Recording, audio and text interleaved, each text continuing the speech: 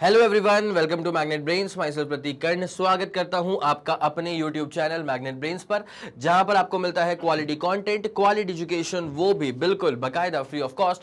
KG से लेकर के क्लास 12 तक का पूरा एजुकेशन सब आपको मिल जाएगा डिटेल्ड वीडियो फॉर्मेट में। और अगर आप हिंदी मीडियम के स्टूडेंट हैं तो आपको बस एक काम करना है, मैग्नेट ब्रेन्स का हिंदी मीडियम चैनल भी है, जा करके सब्सक्राइब कर लीजिएगा, नोटिफिकेशन को ऑन कर लीजिएगा, ताकि जब भी इतनी ही कंसिस्टेंसी के साथ कोई वीडियो, कोई रिकॉर्डिंग हो, चाहे कोई लाइव क्लास हो, जब वो अपलोड होती है ना हिंदी मीडियम के चैनल पे, तो उसके नोटिफिकेशन सबसे पहले आप तक पहुंच जाएंगे। आप किसी भी कंडीशन में कुछ भी मिस आउट नहीं करेंगे। एक बात का आप खास ख्याल रखेंगे कि हिंदी मीडियम के चैनल पे क्लास 6 से क्लास 12 तक का पूरा कंटेंट अवेलेबल रहता है। कौन कौन से स्टेट बोर्ड्स हैं? एमपी बोर्ड है, बिहार बोर्ड है, यूपी बोर्ड है, राजस्थान बोर्ड है और दिल्ली बोर्ड है। और अगर आपको ई नोट्स या ई बुक्स चाहिए तो इसी वीडियो के डिस्क्रिप्शन में एक लिंक होगी, जा करके क्लिक कर लेना, चेकआउट कर लेना, वहां से आप ई नोट्स और ई बुक्स भी अवेल कर सकते हैं। ठीक है, तो चलिए अब जरा कहानी की शुरुआत करेंगे। Class 12 physics chapter 4 moving charges and magnetism के अंदर एक तरफा टॉपिक लेकर के आ गया हूं, मैग्नेटिक फील्ड एंड फोर्स। ठीक है भाई, इससे पहले जब हम लोगों ने इलेक्ट्रिक फील्ड के बारे में पढ़ा था तो वहां पे क्या फील आया था अपने को पूरा कि हाँ भाई, एक चार्ज है जो अपने आसपास क्या प्रोड्यूस कर रहा है, इलेक्ट्रिक फील्ड प्रोड्यूस कर रहा है। ठीक है, तो अपने को ये चीज क्लियर हो गई थी कि इलेक्ट्रिक फील्ड का सोर्स क्या होता है, तो एक चार्ज होता है इलेक्ट्रिक फील्ड का सोर्स। ठीक है, अब यहां पर हम जानकारी इकट्ठा करने वाले हैं कि कैसे बनेगी मैग्नेटिक फील्ड। ठीक है, और जब मैग्नेटिक फील्ड बन जाएगी तो मैग्नेटिक फील्ड के अंदर जो फोर्सेस काम करेंगे वो कैसे निकाले जाएंगे, तो उन सब चीजों के बारे में डिटेल में स्टडी करने वाले हैं। तो चलिए बिना समय लगाए स्टार्ट करता हूं और लेकर के आता हूं उसकी इंट्रोडक्टरी बेसिक आइडिया वाली स्लाइड पे। क्लास 12 के स्टूडेंट्स को मैं हमेशा कहता हूं, हर बार कहता हूं कि आपके आंसर के लिखने का तरीका जो है ना वो एक तरफा तरह से मैटर करेगा, और इसीलिए अपने आंसर को आप हमेशा पूरे बुलेट के फॉर्म में लिख करके आए, ऐसे एकदम पॉइंट वाइज लिख करके आए। इसीलिए जो लेक्चर मैं आपको डिलीवर कर रहा हूं उसमें आई जस्ट मेक श्योर कि भैया अपने पास पूरा कंटेंट जो है ना वो बुलेट पॉइंट्स में लिखा हो, आप तक पहुंच जाए, सब चीजें बुलेट पॉइंट्स में आया समझ में। तो यहां पे स्लाइड पे लिखी हुई हर एक चीज बहुत इंपॉर्टेंट है, हर एक बुलेट पॉइंट बहुत ज्यादा इंपॉर्टेंट है, इस बात का आप खास ख्याल रखें। ठीक है, तो क्या लिखा हुआ है, in electrostatics we have studied that a static charge produces electric field. ठीक है, हमने क्या पढ़ के रखा है, हमने क्या पढ़ के रखा है कि we have studied that a static charge produces an electric field. एक चार्ज जो होता है वो अपने आसपास क्या प्रोड्यूस करता है, इलेक्ट्रिक फील्ड प्रोड्यूस करता है। ठीक है, अच्छा इलेक्ट्रिक फील्ड बेसिकली होता क्या है, इलेक्ट्रिक फील्ड बेसिकली होता क्या है, जैसे मान ले कहीं कोई चार्ज रखा हुआ है। ठीक है, ये तो जो डायग्राम यहां बना हुआ है ना बेटा, वो तो बना हुआ है फॉर मैग्नेटिक फील्ड। ठीक है, लेकिन मैं जो बता रहा हूं देखो वो क्या बता रहा हूं, जैसे मान ले कोई चार्ज रखा हुआ है, अगर कोई प्लस का चार्ज रखा हुआ है तो हमने क्या चीज पढ़ के रखी है कि प्लस के चार्ज से इलेक्ट्रिक फील्ड लाइन जो है ना वो निकलती है परपेंडिकुलरली आउटवर्ड्स, रेडियली आउटवर्ड्स। ठीक है, तो प्लस की जो इलेक्ट्रिक फील्ड लाइन होती है ना वो ऐसे निकल जाती है। ठीक है, और अगर आप फोकस करते हैं माइनस के ऊपर, प्लस की फील्ड लाइन कैसे निकल गई, ऐसे रेडियली आउटवर्ड्स निकल गई। ठीक है, लेकिन अगर आप फोकस करते हैं नेगेटिव चार्ज के ऊपर बेटा, तो नेगेटिव चार्ज की जो इलेक्ट्रिक फील्ड लाइंस होती है ना वो अंदर की तरफ आती है, रेडियली इनवर्ट्स। ठीक है, तो एक चार्ज जो है ना वो अपने आसपास के स्पेस को मॉडिफाई कर लेता है कि उसमें अगर मैं किसी इलेक्ट्रिक चार्ज को रख दूं तो उस पे ना इलेक्ट्रिक फोर्स ऑफ अट्रैक्शन या इलेक्ट्रिक फोर्स ऑफ रिपल्शन काम करना शुरू कर देगा। It's as simple as that. ठीक है, तो एक चार्ज अपने आसपास के स्पेस को मॉडिफाई करता है और फिर उस स्पेस में अपन कहते हैं कि किसका एग्जिस्टेंस है, उस स्पेस में किसका राज है, उसमें राज है इलेक्ट्रिक फील्ड का। ठीक है, तो वैसे ही यहां पे क्या लिखा हुआ है, okay, the electric field basically क्या होता है, the electric field is a region और space around the static charge in which its electrical effects can be experience या फिर its electrical effects can be felt. ठीक है, कोई चार्ज के आसपास इलेक्ट्रिक फील्ड प्रोड्यूस होती है, उस इलेक्ट्रिक फील्ड के रीजन के अंदर दबदबा किसका होता है, इस चार्ज का होता है। इस चार्ज के जो इलेक्ट्रिकल इफेक्ट्स है ना उनको एक्सपीरियंस बड़े आराम से यहाँ पे किया जा सकता है। ठीक है, चले अब उसके बाद क्या है, just as a static charge produces an electric field, जैसे एक स्टैटिक चार्ज अपने आसपास इलेक्ट्रिक फील्ड प्रोड्यूस करता है, इन द सेम वे एक मूविंग चार्ज जो होता है ना, देखो मूविंग चार्जेस का मतलब क्या, एक कंडक्टर होगा तेरे पास, एक वायर होगा, उसमें चार्जेस मूव कर रहे होंगे, और जब किसी वायर के थ्रू चार्जेस मूव करते हैं ना तो अपन क्या बोलते हैं, करंट बन गया। आया समझ? क्या बोलते हैं, अगर किसी वायर के थ्रू चार्जेस मूव करें तो अपन क्या बोलते हैं, करंट बन चुका है। ठीक है, आई बात समझ में? तो just as a static charge producers electric field, वैसे ही एक मूविंग चार्ज या current through a conductor producers a magnetic field. It's as simple as that. ठीक है, इलेक्ट्रिक फील्ड का पूरा फंडा आप समझ चुके हो। एक चार्ज प्रोड्यूस करेगा इलेक्ट्रिक फील्ड, तो उस पर्टिकुलर रीजन में इस चार्ज के द्वारा जो इलेक्ट्रिकल इफेक्ट्स होते हैं ना, किसी को रिपेल कर देना, किसी को खींच के अट्रैक्ट कर लेना, ये सारी जो इसकी जो दबदबा वाली चीजें होती है ना, वो एक्सपीरियंस की जा सकती हैं इस पर्टिकुलर स्पेस में, कॉल्ड एज की उस रीजन में इलेक्ट्रिक फील्ड की इंटेंसिटी है। तो वैसे ही एक चार्ज अगर रुका हुआ है तो इलेक्ट्रिक फील्ड प्रोड्यूस करेगा, लेकिन अगर चार्ज मोशन में आ जाएगा ना तो electric field as well as magnetic field भी प्रोड्यूस करेगा। ठीक है, अब क्या होती है magnetic field? Magnetic field is a space. ठीक है, आप मैग्नेटिक फील्ड को आप मेजर नहीं करते हो, आप बेसिकली मैग्नेटिक फील्ड का इंडक्शन जो होता है ना किसी पर्टिकुलर पॉइंट पे, उसको मेजर करते हो। ठीक है, मैग्नेटिक फील्ड तो पूरा स्पेस है, उसको थोड़ी मेजर करोगे। उस स्पेस में अगर आप मैग्नेट के पास जाओगे तो मैग्नेटिक फील्ड की स्ट्रेंथ बहुत शानदार आपको फील होगी। ठीक है, अगर आप मैग्नेट से दूर जाओगे तो धीरे धीरे जो मैग्नेटिक फील्ड की स्ट्रेंथ है ना वो कमजोर पड़ना शुरू हो जाएगी, जैसे कि होता भी इलेक्ट्रिक फील्ड में भी सेम चीज होती थी। ठीक है, तो यहां पर जो मैग्नेटिक फील्ड की स्ट्रेंथ है ना उसको आप बेसिकली कहते हैं मैग्नेटिक फील्ड इंडक्शन।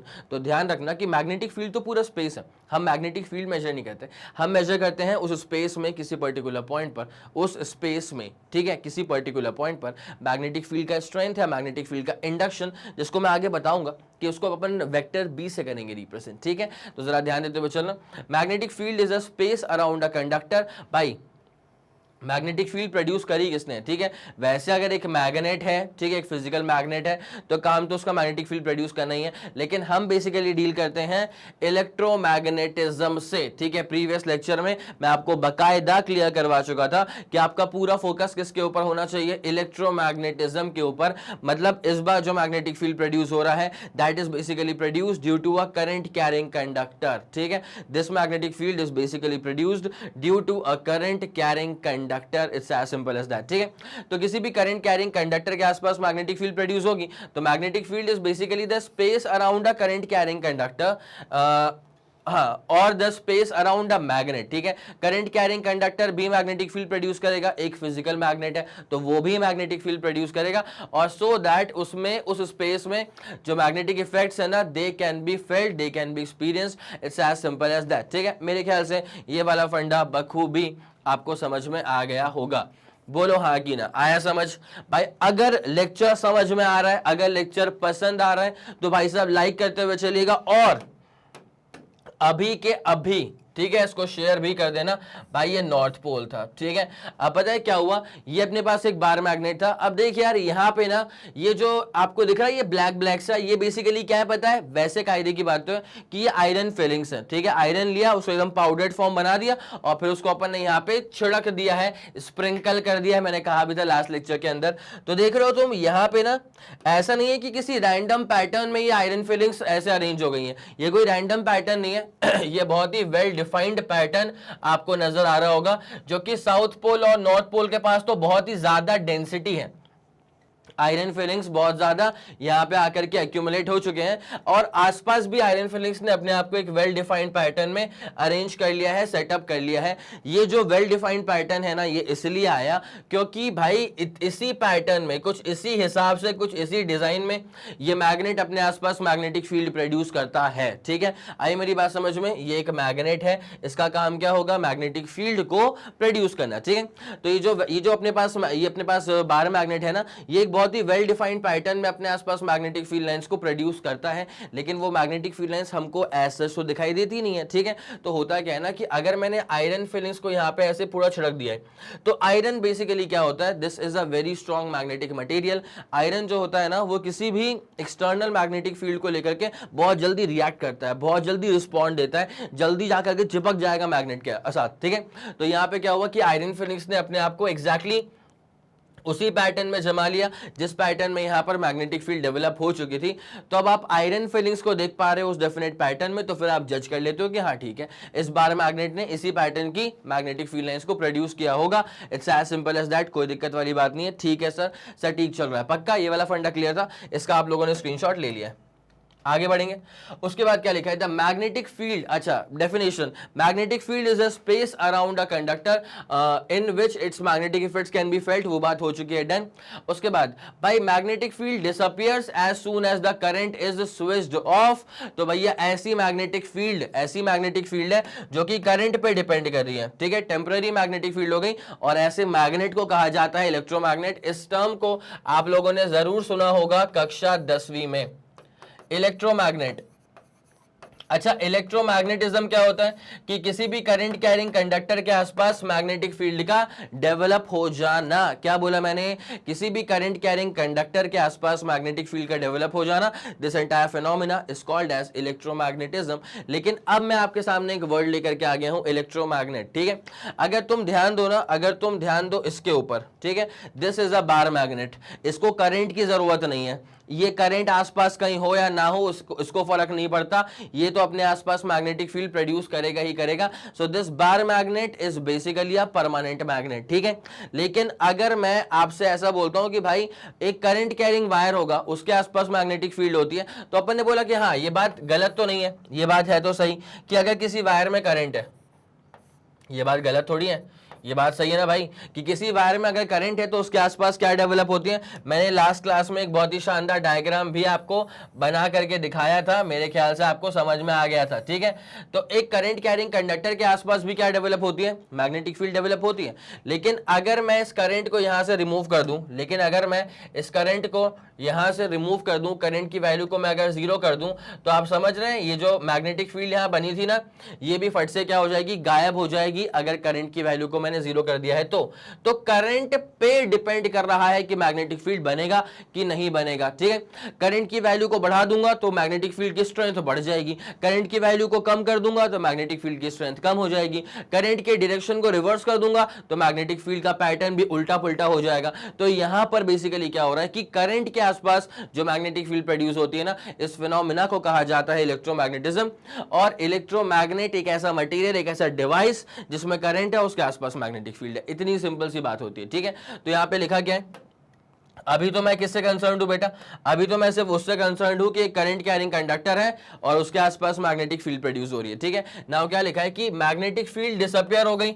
अब तुम क्या समझोगे कि अच्छा मैग्नेटिक फील्ड डिसअपियर हो गई, इसका मतलब करंट की वैल्यू को 0 कर दिया होगा, स्विच को ऑफ कर दिया होगा, ठीक है। तो यहां पे क्या लिखा हुआ है कि the magnetic field disappears as soon as the current is switch off, ठीक है। और चार्जेस स्टॉप मूविंग, एक ही बात हो गई। अगर चार्जेस ने मूव करना बंद कर दिया है, इसका मतलब स्विच को ऑफ कर दिया गया होगा, करंट भी 0 हो गया होगा, और करंट 0 हो गया इसलिए मैग्नेटिक फील्ड का इंडक्शन भी, मैग्नेटिक फील्ड भी 0 हो गई, ठीक है।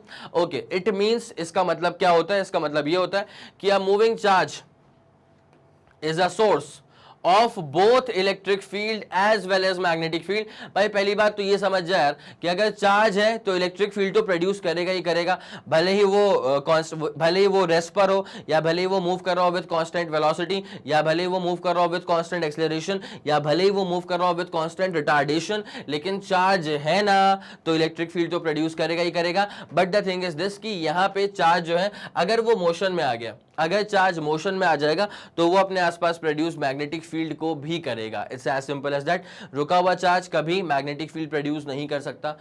समझ में आ गई बात। चार्ज अगर रुका हुआ है तो क्या प्रोड्यूस करेगा, सिर्फ इलेक्ट्रिक फील्ड। चार्ज अगर मोशन में आ गया है तो इलेक्ट्रिक फील्ड तो प्रोड्यूस करेगा, साथ ही साथ मैग्नेटिक फील्ड भी प्रोड्यूस करेगा, ठीक है। इस बात को आप लोग समझ गए हैं, पक्का क्लियर हो चुका है, ठीक है।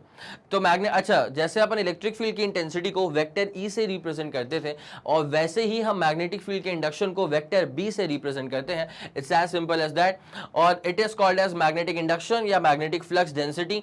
तुम्हारी भावनाएं तो ऐसा कह रही होंगी कि सर जैसे इलेक्ट्रिक फील्ड की इंटेंसिटी बोला था, तो वैसे आप इस बी को मैग्नेटिक फील्ड की इंटेंसिटी क्यों नहीं बोल रहे? बिकॉज बेटा मैग्नेटिक फील्ड की इंटेंसिटी या फिर इंटेंसिटी ऑफ मैग्नेटाइजेशन वो अलग अलग चीजें हैं, वो आगे पढ़ाऊंगा मैं आपको, जब इस चैप्टर के अपन ना अंतिम समय पहुंच जाएंगे तब पढ़ाऊंगा उसके बारे में। अभी के लिए फीलिंग बिल्कुल वही रखो कि हाँ सही बात है, चार्ज के मैं पास पहुंचूंगा इलेक्ट्रिक फील्ड की इंटेंसिटी बढ़ती है, तो वैसे ही मैग्नेट के मैं पास पहुंचूंगा तो मैग्नेटिक फील्ड की इंटेंसिटी मत बोलना, मैग्नेटिक फील्ड का इंडक्शन बढ़ता है। फीलिंग वही, नाम चेंज, ठीक है। तो फीलिंग वही है, नाम चेंज है। तो मैग्नेटिक, अच्छा पहली बात तो उसको अपन डिनोट करेंगे वेक्टर बी से, इस बात का आप खास ख्याल रखेंगे।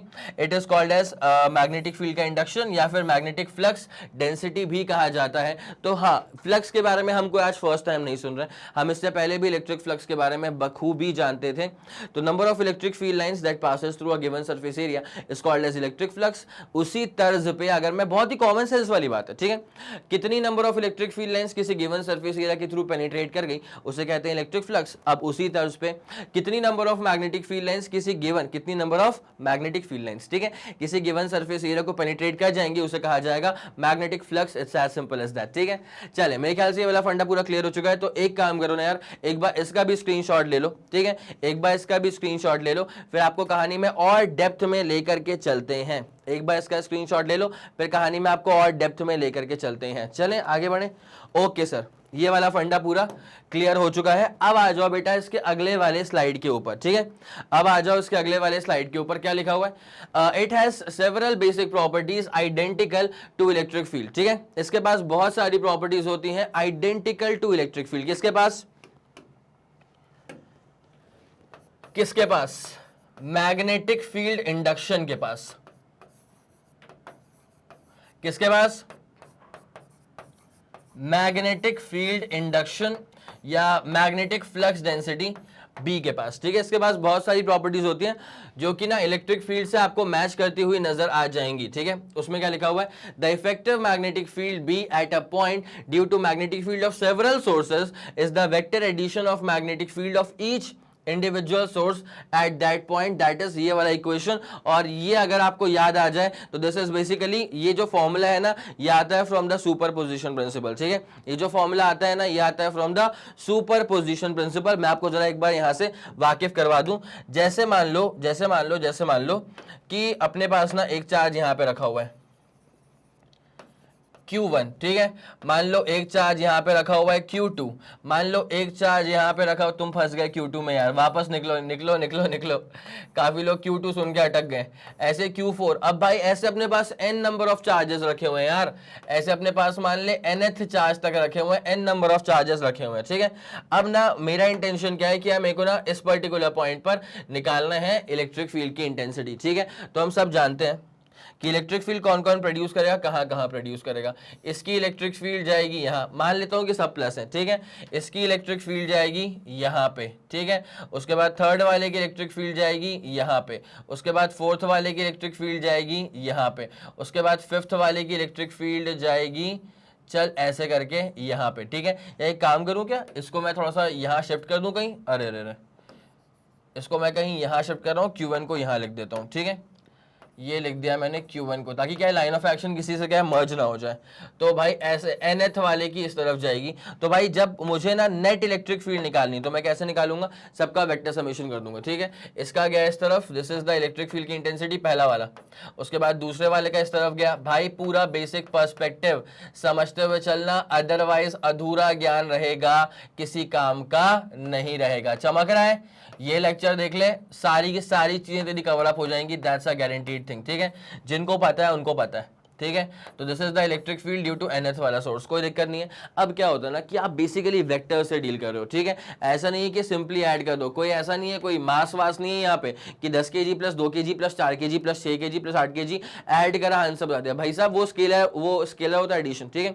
ये स्केलर क्वांटिटी नहीं है, तो यहाँ पे स्केलर एडिशन होगा ही नहीं। ये कैसी क्वांटिटी है? Vector quantity. मेरे भाई अगर दो वेक्टर्स भी काम कर गए ना थीटा के एंगल पे, अगर कभी मान ले अगर एक वेक्टर ऐसे काम कर रहा है और दूसरा वेक्टर ऐसे काम कर गया, अगर ये एंगल थीटा है, तो भाई इन दो वेक्टर्स के लिए भी फिर तेरे को निकालना पड़ेगा रिजल्टेंट, ठीक है। और उसका फॉर्मूला भी शानदार होता है, अंडर रूट ऑफ a का स्क्वायर प्लस b का square plus 2ab cos theta, ठीक है।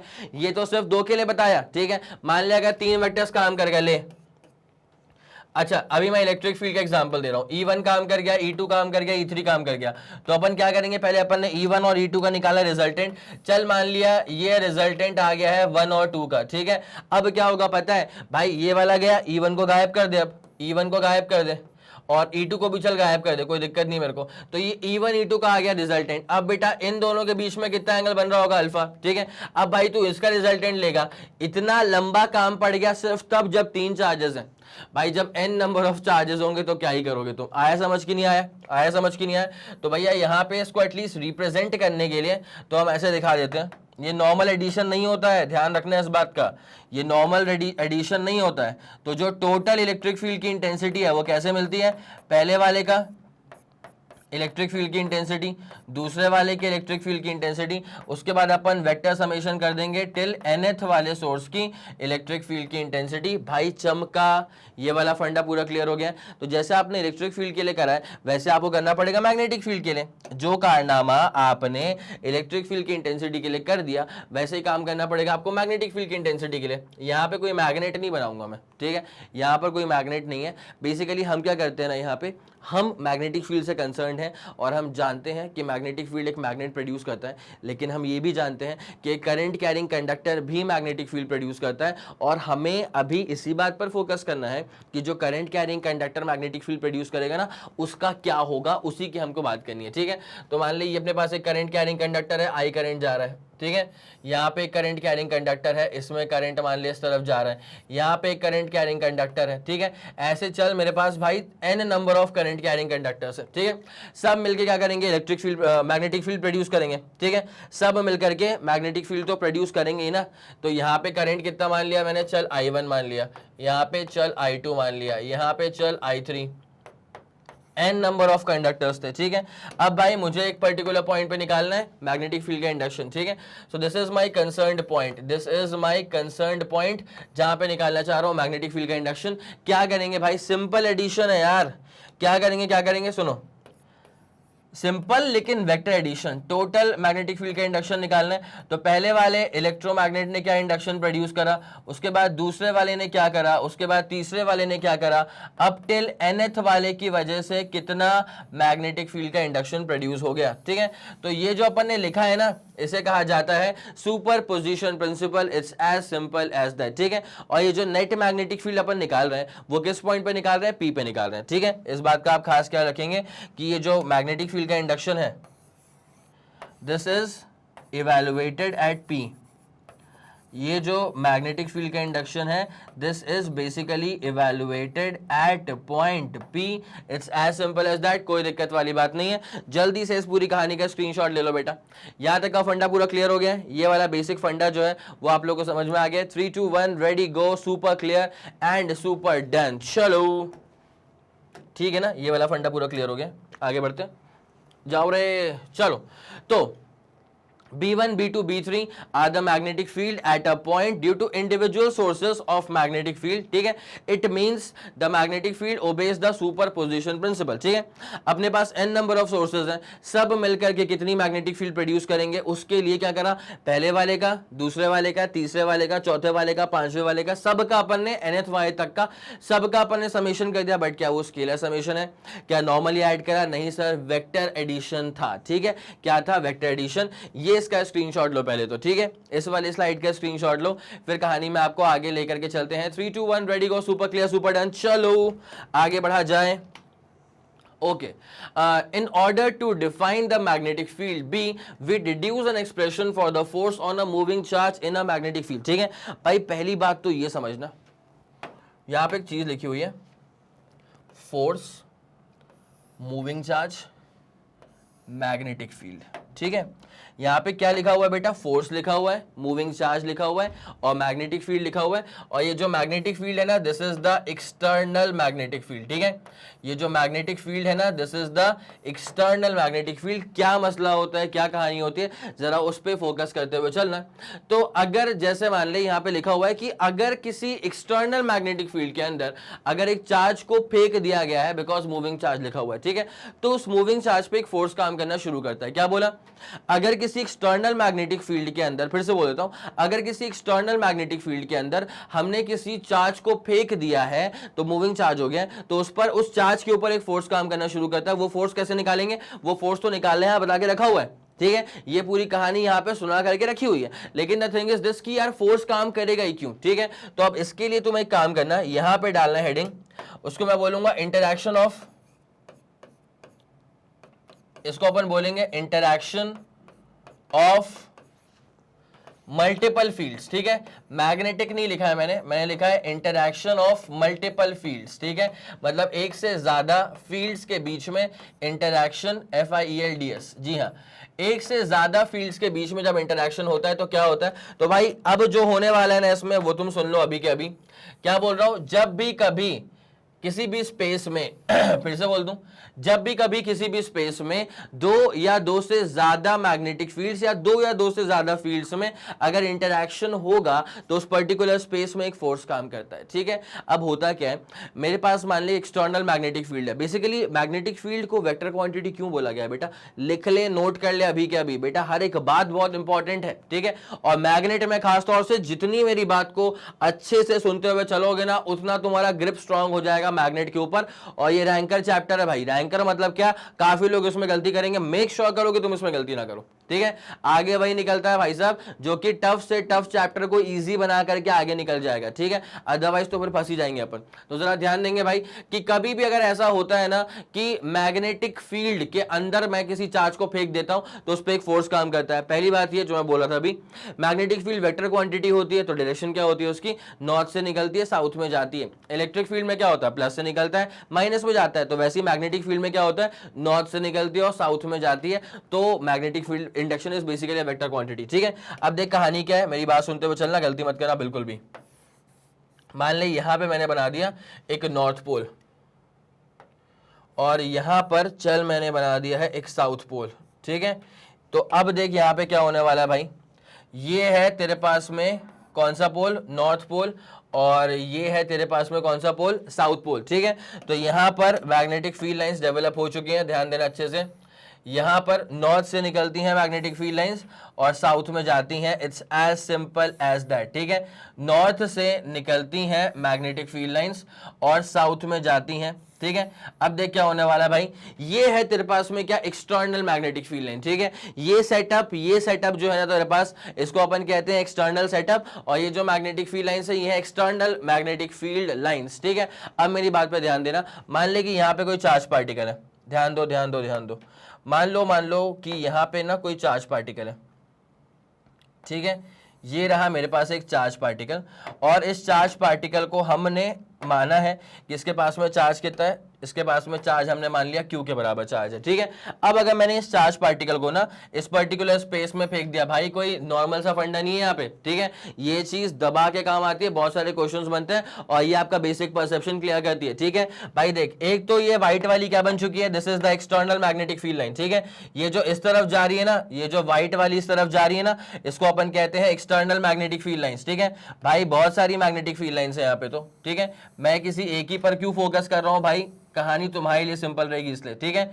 मैं किसी एक ही पर फोकस कर रहा हूं। तो ये तेरे पास क्या हो गई है, एक्सटर्नल मैग्नेटिक फील्ड लाइन, और चार्ज को मैंने यहां फेंक दिया था तो चार्ज के पास में वेलोसिटी क्या है, v के बराबर। भाई ये वाला फंडा क्लियर हो रहा है क्या, यहां तो कोई दिक्कत वाली बात तो नहीं है। 3 2 1 ready go, super clear, super done. Charge को मैंने यहां फेंक दिया, और एक्सटर्नल मैग्नेटिक फील्ड यहां पे जा रही है, एंगल हो गया थीटा, ठीक है। अब इंपॉर्टेंट चीज क्या है ना, जरा ध्यान देना भाई, ये था तेरे पास एक्सटर्नल मैग्नेटिक फील्ड और अपन ने अभी क्या पढ़ के रखा है कि एक moving charge is a source of magnetic field. तो यहां पे दो तरह की मैग्नेटिक फील्ड्स आ चुकी हैं, बोलो हाँ। यहां पर इस चार्ज को फेंकने के बाद दरअसल दो तरह की मैग्नेटिक फील्ड आ चुकी हैं, और किसी भी स्पेस में अगर दो तरह की मैग्नेटिक फील्ड में इंटरेक्शन होगा तो वहां पर एक फोर्स काम करता है, इसीलिए चार्ज के ऊपर एक फोर्स काम करेगा। आया समझ? चलो ठीक है, शानदार। तो यहां पे क्या हो गया, दो तरह की मैग्नेटिक फील्ड्स में इंटरेक्शन होगा तो फोर्स काम करेगा। तो भाई इस चीज को लिख लो, अति महत्वपूर्ण कैटेगरी की चीज है कि व्हेनेवर, भाई इसको लिखते हुए चलना, whenever there is an interaction, whenever there is an interaction of fields in a space, whenever there is an interaction of fields in a space, then उस पर्टिकुलर स्पेस में एक फोर्स काम करता है, ठीक है। then a force will act in that particular space, then a force will act in that particular space, तब उस पर्टिकुलर स्पेस में एक फोर्स काम करेगा, then a force will act in that particular space, ठीक है। तो यहां पे क्या हो रहा है बेटा, यहां पर इसके ऊपर एक, अच्छा किस पे काम करेगा, फोर्स काम तो करेगा स्पेस में। अब स्पेस पे क्या है, स्पेस में क्या है, इस स्पेस में बेसिकली एक चार्ज की मौजूदगी है, ठीक है। इस स्पेस में क्या है बेटा, इस वाले स्पेस में दरअसल एक चार्ज की मौजूदगी है, तो इस चार्ज पर ये फोर्स काम करेगा। इस बात को समझ गए, और यहीं पे एक एंगल लगा लेना, टेंटड़न थीटा, ठीक है। क्यू आ गया, वी आ गया, बी आ गया और थीटा आ गया। It's as simple as that. ये वाला फंडा पूरा क्लियर हो चुका है आप लोग को। चलें, तो अब यहाँ पे वही तो कहा गया था भाई कि किसी भी एक ऐसे स्पेस में जहां पे एक्सटर्नल मैग्नेटिक फील्ड पहले से ही प्रेजेंट है, अगर वहां पर मैं किसी चार्ज को फेंक देता हूं तो उस मूविंग चार्ज पर एक फोर्स काम करना शुरू करता है। क्योंकि एक बात समझना, यहाँ पे हुआ क्या ना, यहाँ पे दो तरह की फील्ड आ गई ना भाई। ये व्हाइट वाली क्या है, एक्सटर्नल मैग्नेटिक फील्ड, ठीक है। ये जो व्हाइट वाली है ना, ये जो व्हाइट वाली है ना, this is the external magnetic field. कैसे लिखें अपन इसको, EXT, चलेगा ना, एक ही बात है, ठीक है। और ये जो रेड वाली है ना, दिस इज द, ये जो रेड वाली है ना बेटा, this is the internal magnetic field. ये जो रेड वाली है ना, this is the internal magnetic field, और इन्हीं दोनों में इंटरेक्शन हुआ था जिसकी वजह से फोर्स काम करना शुरू कर दिया। मान ले अगर ये चार्ज बस रुका रहता, मान ले फॉर एग्जांपल अगर ये चार्ज बस रुका रहता तो क्या होता, क्या ये चार्ज अगर रुका रहता तो क्या ये मैग्नेटिक फील्ड प्रोड्यूस कर रहा होता? नहीं सर, मैग्नेटिक फील्ड तो प्रोड्यूस नहीं कर रहा होता, ठीक है। अब जब मैग्नेटिक फील्ड प्रोड्यूस नहीं कर रहा है तो क्या इसके आसपास, अच्छा देखो, अब अगर ये मैग्नेटिक फील्ड प्रोड्यूस नहीं कर रहा है तो क्या होगा, अब इस पूरे स्पेस में सिर्फ एक ही मैग्नेटिक फील्ड है। वो कौन सी वाली है, एक्सटर्नल मैग्नेटिक फील्ड है, ठीक है। वो किसने प्रोड्यूस करी, वो इन पोल्स ने मिलकर के प्रोड्यूस करी है, ठीक है। आया समझ, इस पर्टिकुलर स्पेस में सिर्फ एक ही मैग्नेटिक फील्ड जो कि इस पोल ने प्रोड्यूस करी है। तो फिर यहाँ पे अब इंटरैक्शन होने के लिए कम से कम दो मैग्नेटिक फील्ड चाहिए ना भाई। अब यहाँ बस एक ही मैग्नेटिक फील्ड है, काय का इंटरैक्शन, कोई इंटरैक्शन नहीं होगा यहाँ पे, ठीक है। अब जब इंटरैक्शन नहीं हुआ, आया समझ कि नहीं आया, नहीं आया क्या भाई, नॉर्थ पोल साउथ पोल, तो यहाँ पे एक मैग्नेटिक फील्ड प्रोड्यूस हो गई, इसको बोलेंगे एक्सटर्नल मैग्नेटिक फील्ड। अब अगर ये चार्ज मान ली फॉर एग्जांपल अगर चार्ज रुका हुआ है तो रुका हुआ चार्ज के मैग्नेटिक फील्ड प्रोड्यूस करता है? नहीं सर, मैग्नेटिक फील्ड तो प्रोड्यूस नहीं करता, ठीक है। तो अब स्पेस में सिर्फ एक ही मैग्नेटिक फील्ड है जो कि एक्सटर्नल मैग्नेटिक फील्ड है।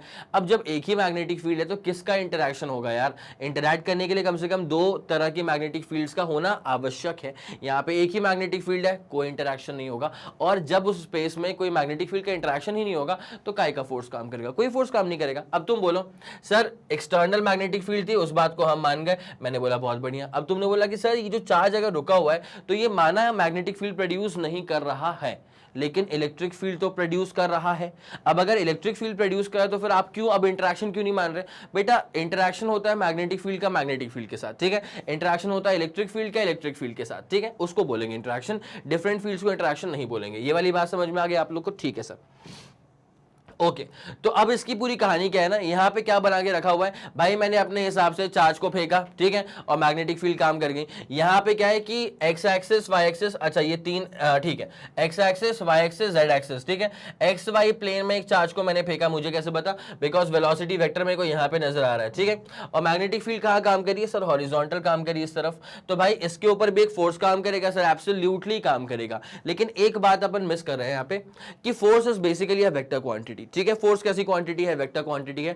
तो ये जानना बहुत आवश्यक है कि उसकी डायरेक्शन क्या होगी। अब यार फोर्स की डायरेक्शन निकालने के लिए क्या करना पड़ेगा, को पता है? देख यहाँ पे जो फोर्स, यहाँ पे जो फॉर्मूला काम करेगा ना फोर्स का, उस फोर्स का फॉर्मूला ये है, अगर एक चार्ज Q, ठीक है, उसको हमने वेलोसिटी v दे करके, भाई फॉर्मूले के पीछे ही कहानी बहुत इंपॉर्टेंट है, ठीक है। फॉर्मूला अगर मैंने कहानी सुनाते सुनाते लिख दिया और कहानी सुनते सुनते तुमने अगर फॉर्मूला याद कर लिया तो वो फॉर्मूला तुम्हारे दिमाग में बैठ जाएगा, और वो फॉर्मूला यहीं पे लिखने वाला हूं, ठीक है।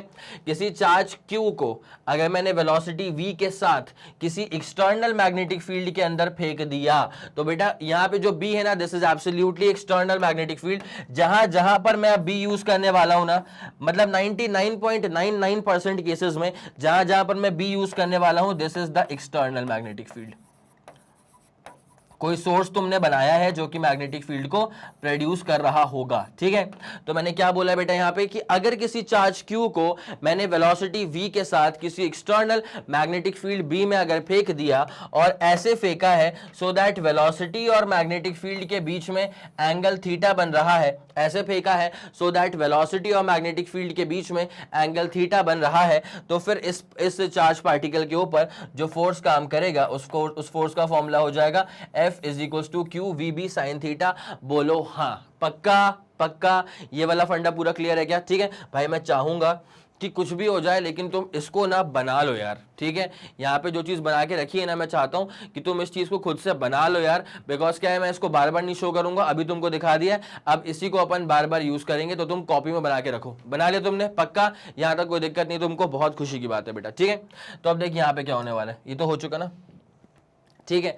तो देखिए यहाँ पे क्या होता है, एफ इज इक्वल टू क्या फॉर्मूला होता है, Q we B sine theta. कैसे आएगा, कोई कोई बहुत इसका बड़ा डेरिवेशन नहीं है, बट वो करवा दूंगा मैं, ठीक है। सर ये वी कॉस थीटा यहाँ पे कैसे आ गया, अरे कुछ नहीं है यार, ये वेलोसिटी वेक्टर था, उसको जब थीटा के एंगल पे रिजॉल्व करूंगा तो क्या हो जाएगा, मैंने सिखा के रखा है, एंगल पूछो कॉस चिपकाओ, ठीक है।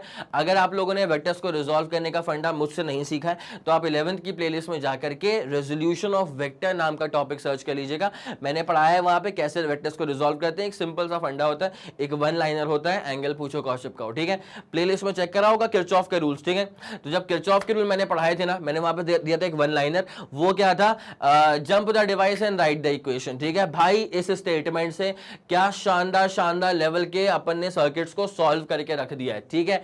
चले, तो ये वाला फंडा पूरा क्लियर हो गया। कहानी क्या, कंसिडर, जो मैंने अब तक सुनाया ना तुमको, वही कहानी यहां पे लिखी है कि एक प्लस का चार्ज है जो कि मूव कर रहा है यूनिफॉर्म मैग्नेटिक फील्ड बी में और मूव कर रहा है विथ वेलोसिटी वी। अब जो एंगल थीटा है ना, वो वेलोसिटी वेक्टर और मैग्नेटिक फील्ड के बीच में एंगल बन रहा है। तो due to interaction between the magnetic field produce due to moving charge, पहली बात तो जो मूविंग चार्ज ने इलेक्ट्रिक फील्ड प्रोड्यूस करा वो, सॉरी मैग्नेटिक फील्ड प्रोड्यूस करा वो, और जो दूसरी मैग्नेटिक फील्ड एक्सटर्नली प्रोड्यूस थी, उन दोनों के वजह से, उन दोनों के इंटरेक्शन की वजह से इस चार्ज क्यू के ऊपर एक फोर्स काम करेगा।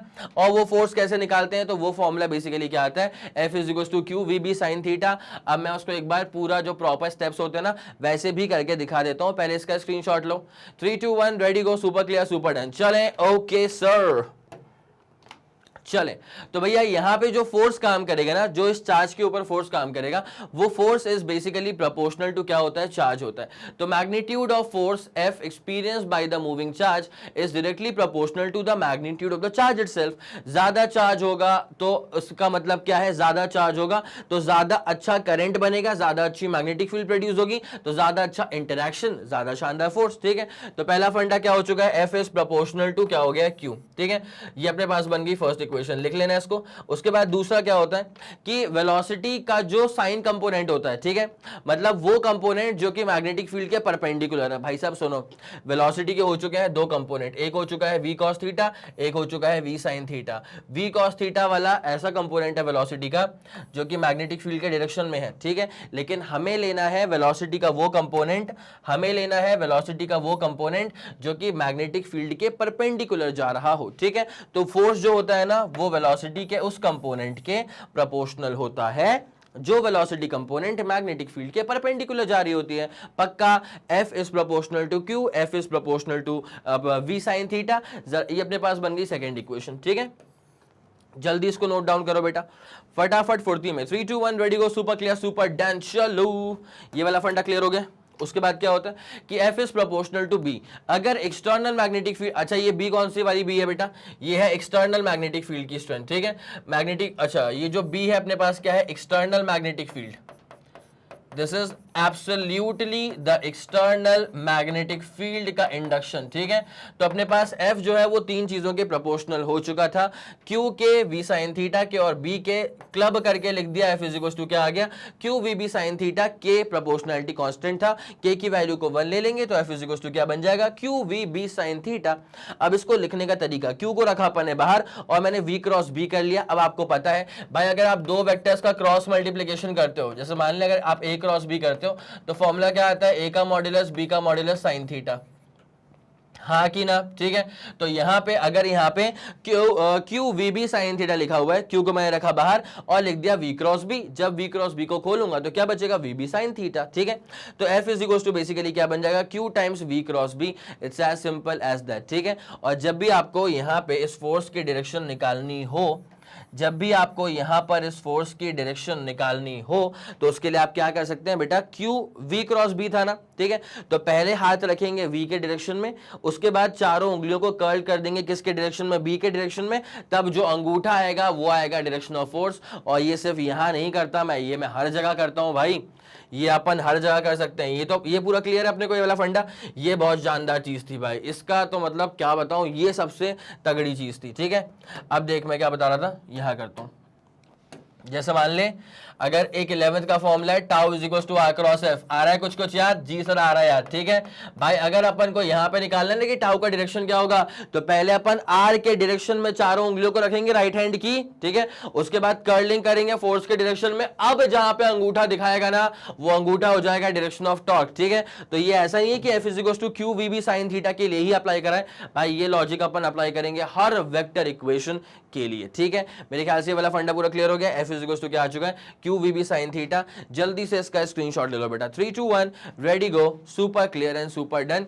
और ये जो मैंने यहाँ पे आपके सामने ग्राफ बना करके रखा है ना, या तो ये वाला बना लेना, चलो एक काम कर दोनों ही बना भाई, ये तो अपन नोट कर ही चुके थे, ठीक है। और एक काम करना, ये भी बना लेना, उसके बाद फिर मैं आपको कहानी में आगे लेकर के चलता हूं। पहले इतना नोट डाउन करो। चलो ठीक है, फिर बहुत बढ़िया। तो ये वाला फंडा आपके दिमाग में अच्छे से सुपर क्लियर हो चुका होगा। तो बेसिक फॉर्मूला जो आपके दिमाग में आना चाहिए वो आना चाहिए F is equal to Q we B sine theta, ठीक है। इसकी तुम पीछे की कहानी समझ गए क्या, कि अगर किसी चार्ज क्यू को अगर मैं वेलोसिटी v के साथ फेंक देता हूं किसी एक्सटर्नल मैग्नेटिक फील्ड b के अंदर, तो उस पर एक फोर्स काम करता है। उस फोर्स का फॉर्मूला होता है F is equal to Q we B sine theta. और जो थीटा होता है वो theta is angle between velocity vector and जो एक्सटर्नल मैग्नेटिक फील्ड वेक्टर है, उन दोनों के बीच का एंगल होता है theta. It is as simple as that. अब मेरे ख्याल से कोई भी दिक्कत वाली बात आपको बिल्कुल भी नहीं लग रही होगी, ठीक है। अब जरा अपन कहानी में आगे बढ़ते हैं। तो अब यहाँ पे लिखा है डायरेक्शन ऑफ फोर्स भाई किसी भी मूविंग चार्ज पे, ठीक है। मैंने पहले से ही कहा था भाई कि अगर किसी स्पेस में दो या दो से ज्यादा मैग्नेटिक फील्ड लाइंस में इंटरेक्शन अगर होता है तो फिर वहां पर एक फोर्स काम करता है, ठीक है। अब एक एक्सटर्नल मैग्नेटिक फील्ड थी और मैंने वहां पर एक चार्ज को फेंक दिया, तो चार्ज जैसे ही मोशन में आया तो चार्ज के मोशन से क्या बनता है, करंट बनता है, ठीक है। और जहां करंट होगा वहां पे क्या होगा, मैग्नेटिक फील्ड होगा। तो हो गया ना दो तरह की मैग्नेटिक फील्ड्स में इंटरेक्शन, तो फोर्स तो काम करेगा। अब उस फोर्स का डायरेक्शन निकालने के लिए क्या क्या फंडे अपने पास मौजूद होते हैं, तो जरा गौर करना। पहला जो बेसिक फॉर्मूला, पहले जो बेसिक फंडा है ना अपने पास, वो जरा ध्यान देना। तुमको मैंने सिखाया था अभी फोर्स का जो इक्वेशन था वो कैसे लिखे, तुम क्यू को रखा बाहर और फिर तुमने कर दिया था वी क्रॉस बी, बोलो हाँ कि ना, ठीक है। अब मैंने क्या बोला कि भाई सिर्फ इस फॉर्मूले की बात नहीं है, ऐसे मिलते जुलते बहुत सारे फॉर्मूले होंगे जहां पे जब आपके सामने ऐसा नोटेशन आता होगा कि दो वेक्टर्स का cross multiplication is equal to एक नया वेक्टर होता है। तो अगर आपको इस वाले वेक्टर की डायरेक्शन निकालनी है तो बस एक काम करना पड़ेगा आपको कि पहले हाथ रखना पड़ेगा वेलोसिटी वेक्टर के डायरेक्शन के अलोंग, पहले हाथ रखना पड़ेगा वेलोसिटी वेक्टर के डायरेक्शन के अलोंग। उसके बाद कर्लिंग करनी पड़ेगी चारों उंगलियों की along the direction of external magnetic field, ठीक है। उसके बाद जो अंगूठे का डायरेक्शन होगा ना, that is going to be the direction of force acting on the charged particle या मूविंग चार्ज पार्टिकल, ठीक है। चल अब देख ले यहां पे क्या लिखा हुआ है, इत्मीनान से ध्यान देते हुए चलना। क्या लिखा हुआ है, the direction of force is the direction of cross product of velocity and magnetic field. सही बात है, the direction of force is equal to the direction of cross product of velocity and magnetic field which is perpendicular to the plane containing velocity and magnetic field, ठीक है। अब इस पूरी कहानी का मतलब क्या होता है, जैसे मान ले मैं अगर तेरे को ऐसा बोल देता हूं कि एक चार्ज पार्टिकल इसी बोर्ड के प्लेन में है। फॉर एग्जाम्पल मान ले एक चार्ज पार्टिकल है जो इसी बोर्ड के प्लेन में है, बोलो हाँ, ठीक है। अब अगर मान ले कि यहां पर ना एक मैग्नेटिक फील्ड मैंने देखी थी भाई, जो मैग्नेटिक फील्ड जो है ना वो ऊपर की तरफ जा रही है। तुमने बोला सर पॉसिबल तो है, ठीक है। अगर मैग्नेटिक फील्ड ऊपर जा रही है मतलब यहां नीचे कोई नॉर्थ का पोल रखा होगा, ऊपर साउथ पोल रखा होगा, तो मैग्नेटिक फील्ड नॉर्थ से निकलती है और साउथ में चली जाती है, तो ठीक है। अब उसके बाद क्या हुआ, मैंने बोला कि भाई वेलोसिटी जो है ना वो यहां पे काम कर रही है। This is the velocity vector, this is the external magnetic field vector. अब मुझे बताओ कि फोर्स का डायरेक्शन क्या होगा, तो बेटा बस एक काम करना पड़ेगा, v क्रॉस b करना है। v इस तरफ गया, क्रॉस करेंगे b, ठीक है। पहले हाथ रखेंगे v के डायरेक्शन में, उसके बाद क्रॉस कर देंगे b के डायरेक्शन में। तो जो अंगूठा है ना वो दरअसल तुम्हारी तरफ आ रहा है, मतलब कैमरे की तरफ आ रहा है। मतलब दरअसल जो फोर्स होगा उसका डायरेक्शन ऐसा बनना चाहिए, बोलो हाँ कि ना। चमका, जो फोर्स होगा उसका डायरेक्शन ऐसे बाहर की तरफ बनना चाहिए। तो ये जो फोर्स का डायरेक्शन है वो दरअसल इस प्लेन के परपेंडिकुलर हो चुका है जिस प्लेन में वेलोसिटी और मैग्नेटिक फील्ड इंडक्शन लाई करते थे। अब चमक गई बेटा बात, अब चमक गई बात। क्या लिखा हुआ है यहाँ पे कि दिस इज बेसिक, जो फोर्स था ना this is perpendicular to the plane containing velocity and magnetic field, ठीक है।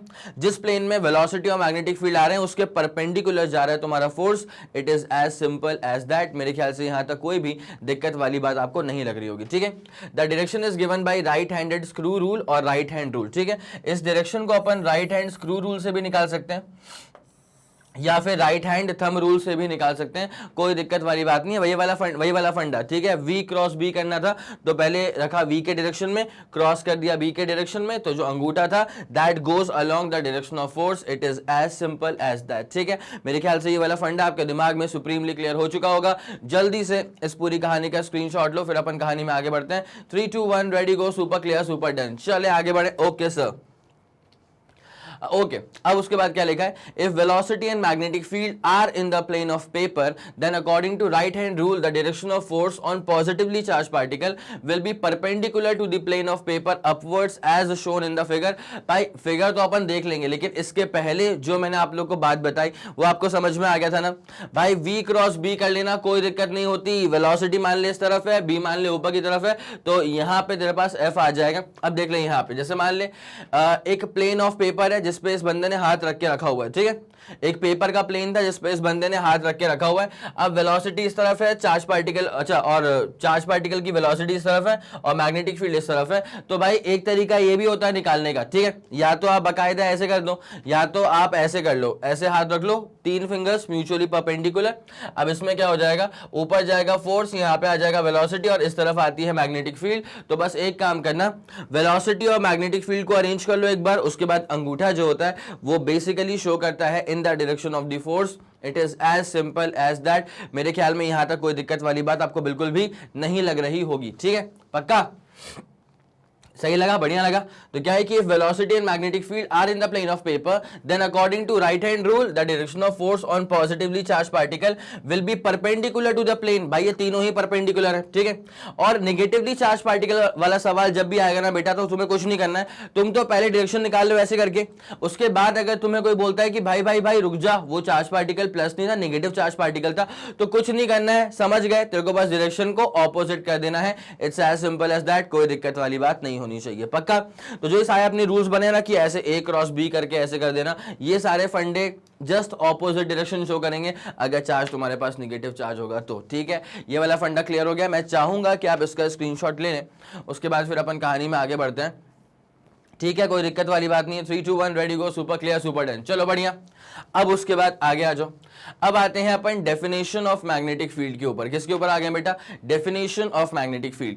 The magnetic field induction at a point in a magnetic field. पहली बात तो ये भाई, एक मैग्नेट होगा, ठीक है, वो अपने आसपास क्या प्रोड्यूस करता है, मैग्नेटिक फील्ड प्रोड्यूस करता है, और उस मैग्नेटिक फील्ड के अंदर आप किसी भी पॉइंट पर मैग्नेटिक फील्ड की स्ट्रेंथ या मैग्नेटिक फील्ड का इंडक्शन निकाल सकते हैं, ठीक है। दूसरी बात क्या है कि मैग्नेटिक फील्ड प्रोड्यूस करने की जो जिम्मेदारी है ना, वो एक करंट कैरिंग कंडक्टर के हाथों में भी सौंपी जा सकती है, बिकॉज एक करंट कैरिंग कंडक्टर भी अपने आसपास क्या प्रोड्यूस करता है, मैग्नेटिक फील्ड प्रोड्यूस करता है। It's as simple as that, कोई दिक्कत वाली बात नहीं, ठीक है। अब देख क्या होता है ना कि किसी भी पर्टिकुलर स्पेस में मैग्नेटिक फील्ड की स्ट्रेंथ को डिफाइन कैसे करा हुआ है, तो the magnetic field induction at a point in the magnetic field is equal to the force experienced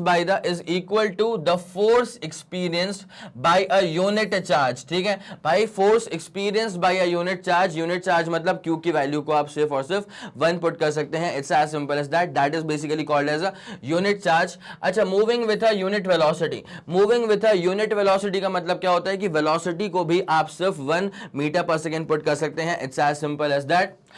perpendicular, अच्छा पहली बात तो यह कि परपेंडिकुलर अगर बोल दिया है मतलब एक बात तुम समझ गए कि वेलोसिटी और मैग्नेटिक फील्ड के बीच में एंगल जो है वो 90 डिग्री हो चुका है, because the velocity is perpendicular to the direction of magnetic field, ठीक है। The velocity is basically perpendicular to the direction of magnetic field at that point। तो बस सिंपल सी बात है भैया कि अगर आपको मैग्नेटिक फील्ड का इंडक्शन अगर आपको यूनिटरी मेथड से डिफाइन करना है तो ये रहेगी आपके पास डेफिनेशन कि the magnetic field induction B at a point in the magnetic field is equal to the force experienced by the unit charge, is equal to the force experienced by the unit charge moving with a unit velocity, और वो भी perpendicular to the direction of magnetic field at that particular point, ठीक है। अब जरा ध्यान देना, basic formula क्या होता है, बेसिक फॉर्मूला जो हमको पता है वो बेसिक फॉर्मूला क्या होता है, F is equal to Q we B sine theta. बोलो हाँ, F इज इक्वल टू क्या हो जाएगा, Q we B sine theta. ठीक है, अब देखिए यहाँ पे होता क्या है, जैसे मान ले अगर मैं ऐसा बोलता हूं कि चार्ज है 1, वेलोसिटी है 1, ठीक है, और यहाँ पे थीटा हो चुका है कितना, 90 डिग्री, बिकॉज सवाल में गिवन था कि वेलोसिटी और मैग्नेटिक फील्ड इंडक्शन के बीच में जो एंगल है वो 90 डिग्रीज के बराबर है। ठीक है, जैसे अभी एंगल 90 डिग्री हो जाएगा तो देयरफॉर अब जो अपने पास F है वो क्या बचेगा, मेरी बात सुनना, Q1 हो चुका है, वेलोसिटी भी 1 हो चुका है, ये बचेगा B और साइन 90 इज 1। तो यहाँ पे मैग्नेटिक फील्ड का induction is equals to force experience by it, मैं ऐसा कह सकता हूँ, कोई दिक्कत वाली बात नहीं है। ठीक है, आ गया पूरा फंडा क्लियर, सुप्रीम तरह से क्लियर हो गया। ठीक है, ये तो बस एक पिक्टोरियल रिप्रेजेंटेशन है वो फील लाने के लिए कि हाँ भाई अगर एक मैग्नेट है तो उसके आसपास क्या होती है, मैग्नेटिक फील्ड की, मैग्नेटिक फील्ड का इंडक्शन प्रोड्यूस होता है। Iron, nickel, steel, cobalt, these are the magnetic materials, ये मैग्नेटिक फील्ड को लेकर के बहुत ज्यादा हैवीली रिस्पॉन्ड करते हैं, जाके चिपक जाते हैं मैग्नेटिक फील्ड में। ठीक है, आया फंडा क्लियर हो गया, समझ में आ गया। 3 2 1 ready go, super clear and super done. चलो भाई बढ़िया।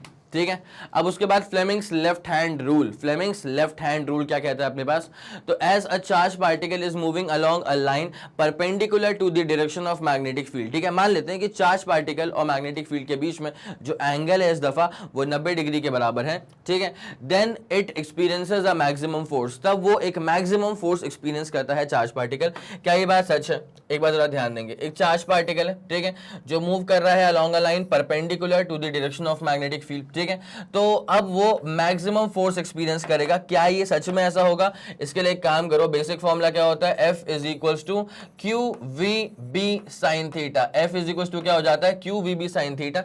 अगर यहां पे मैं बोल दूं कि भैया थीटा जो है ना, देखो अगर मुझे फोर्स को मैक्सिमम करवाना है तो मेरे पास साइन थीटा की वैल्यू मैक्सिमाइज हो जानी चाहिए। ठीक है भाई, इसके बाद पूरी थ्योरी है। ठीक है, तो इस वाले लेक्चर के अंदर की बात कर रहा हूं, तो जो थ्योरी है ना बस सिंपल सी थ्योरी होती है, बस जरा देखते हुए चलना। अदरवाइज क्या होगा ना, अगर तुम उसको स्किप कर दोगे ना तो कहीं ना कहीं किसी ना किसी सवाल में ये थ्योरी आ जाएगी, फिर वहां तुम्हारा दिमाग खराब हो जाएगा। इसलिए मैं कह रहा हूं एक ही बार में खत्म करते हुए चलो, बेहतरीन रहेगा।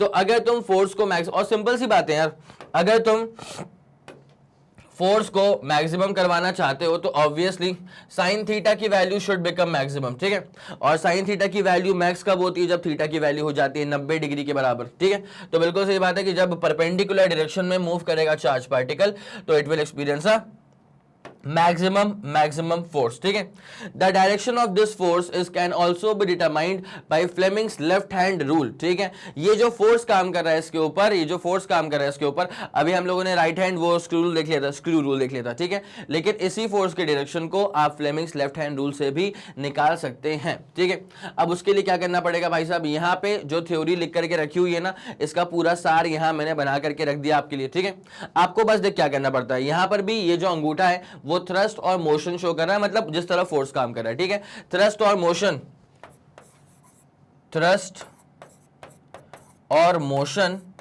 ये वो डायरेक्शन है जहां पे फोर्स काम करता है। थ्रस्ट और मोशन ये वो डायरेक्शन है जहां पर फोर्स काम कर रहा होता है। तो is the direction along which force is acting, is the direction जहां पर फोर्स काम कर रहा होता है, is the direction along which the force is acting, is the direction along which the force is acting. It's as simple as that. मेरे ख्याल से यहाँ तक कोई दिक्कत वाली बात नहीं होनी चाहिए। तो यहाँ पे जिस तरफ अंगूठा जा रहा है मतलब वहाँ पे फोर्स है, वहाँ पर मोशन है। ये वाली जो उंगली है ना ये मैग्नेटिक फील्ड को शो करती है, और उसके बाद ये जो अपने पास सेंट्रल फिंगर है वो दिखाता है करंट को। क्या दिखाता है, करंट को दिखाता है। इतनी बात समझ में आ गई।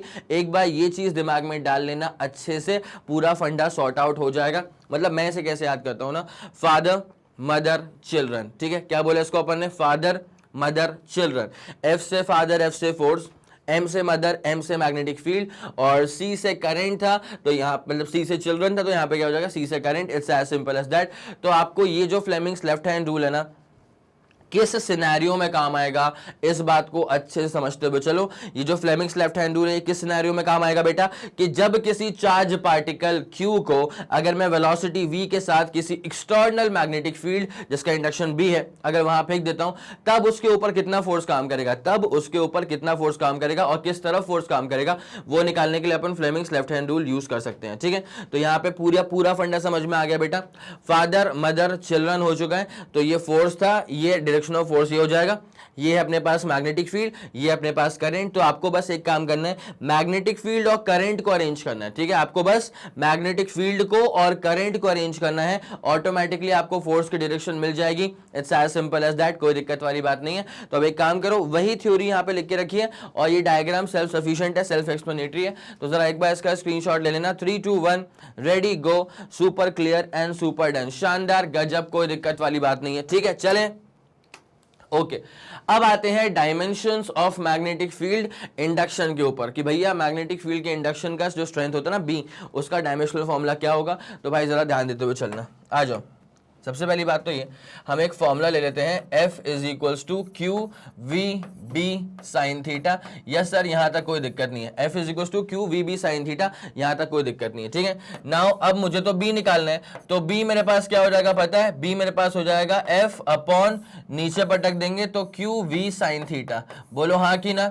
F अपॉन नीचे क्या आ जाएगा, Q V sine theta. It's as simple as that. अपन एक काम करते हैं, सारे के सारे ना डायमेंशनल फॉर्मूला अपन पुट करना स्टार्ट करते हैं। F का मतलब बेसिकली क्या होता है, फोर्स होता है। F का मतलब बेसिकली क्या होता है, फोर्स होता है। तो फोर्स क्या होता है, MLT-2। बोलो हाँ, ठीक है। F का मतलब क्या होता है, फोर्स, और फोर्स क्या हो जाता है, MLT-2। नीचे आता है चार्ज, चार्ज हो जाता है AT के बराबर, चार्ज क्या हो जाएगा, AT के बराबर। और यहाँ पे V का मतलब होता है वेलोसिटी, तो वेलोसिटी क्या हो जाएगा, LT-1 के बराबर। और बगल में कौन आ रही है, साइन थीटा, उसको छोड़ दो। अब देख क्या होता है भाई, यहाँ पे T से T-1 निपट चुका, एक L से एक L निपट चुका। तो अपने पास अब जो B बचेगा, अपने पास अब जो डायमेंशनल फॉर्मूला बचेगा B का, वो बचेगा M, उसके बाद T-2 M, उसके बाद T-2, और उसके बाद क्या हो जाएगा A-1। It's as simple as that.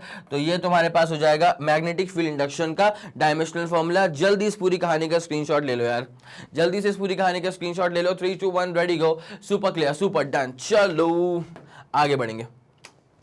Okay कुछ पॉइंट्स हैं जो आपको ध्यान रखनी चाहिए। तो पहला क्या, remember that the static charge is a source of electric field but not of magnetic field. अगर कोई चार्ज कहीं पे रुका हुआ है तो वो सिर्फ और सिर्फ इलेक्ट्रिक फील्ड प्रोड्यूस करेगा, वो मैग्नेटिक फील्ड कतई प्रोड्यूस नहीं करेगा। लेकिन अगर एक मूविंग चार्ज है तो मूविंग चार्ज अपने आसपास इलेक्ट्रिक फील्ड भी प्रोड्यूस करता है और as well as magnetic field भी प्रोड्यूस करता है, ठीक है। तो दिमाग में अच्छे से क्लियर हो चुका है, एक चार्ज अगर रुका हुआ है तो सिर्फ इलेक्ट्रिक फील्ड प्रोड्यूस करेगा, मैग्नेटिक फील्ड प्रोड्यूस नहीं करेगा।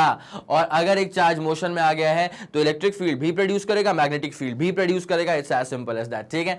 चले ओके, तो मेरे ख्याल से ये वाला फंडा पूरा क्लियर हो गया होगा। इंपॉर्टेंट पॉइंट है, नोटवर्दी पॉइंट है, तो जल्दी इसको नोट कर लीजिए।